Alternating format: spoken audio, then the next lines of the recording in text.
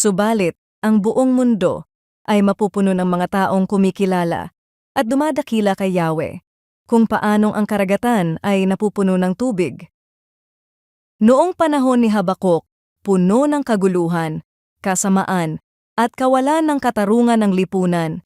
Maraming bagay ang tila malayo sa kalooban ng Diyos, at parang laganap ang kasamaan sa lahat ng dako. Ngunit sa gitna ng lahat ng ito, nagbigay ang Panginoon ng tiyak na pangako. Darating ang araw na mapupuno ang buong mundo ng kaalaman tungkol sa kanyang kaluwalhatian. Hanggang ngayon, marami pa ring bagay ang maaaring magpahina ng loob natin: kalituhan sa lipunan, pandaraya, kasamaan, at mga sitwasyong tila wala ng pag-asa at hindi nagbabago. Ngunit ipinapaalala ng Habakuk 2 verse 14 na hindi kaguluhan ang magiging wakas ng lahat. Hindi kasamaan ang may huling salita, kundi ang kaluwalhatian ng Diyos. Habang nanonood ng balita sa telebisyon, nakita ni Ara ang sunod-sunod na nakakabahalang ulat, krimen, alitan, at mga taong nanlalamang sa kapwa. Naisip niya kung may pag-asa pa bang magbago ang mundo.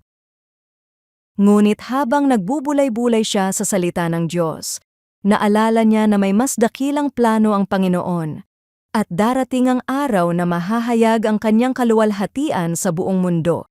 Sa halip na mawala ng pag-asa, pinili niyang manatiling tapat sa Panginoon sa kanyang araw-araw na buhay.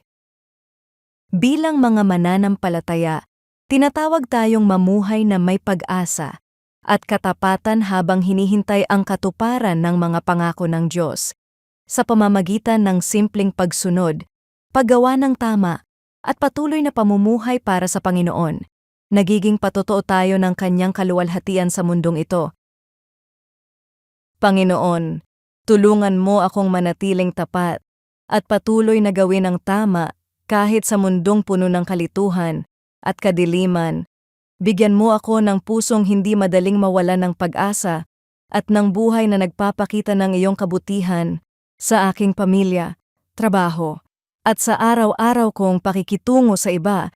Gamitin mo ako upang maging patotoo ng iyong kaluwalhatian saan man ako naroroon. Sa pangalan ni Jesus. Amen.